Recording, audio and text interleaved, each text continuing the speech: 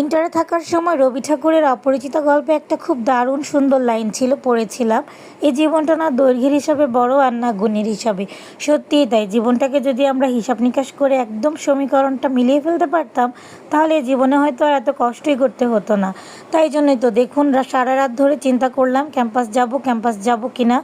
এই করতে করতে ক্যাম্পাসে তো যাওয়ার জন্য সকালে উঠে ব্যাগ প্যাক করে একদম রেডি হয়ে যখন গেলাম, তখন তো ভালোই লাগছিল। তার মধ্যেও এই যে ওয়েদার, একেবারেই বাইরে যাওয়ার মতো ওয়েদার ছিল না, ঘন কালো মেঘ জমে গিয়েছিল।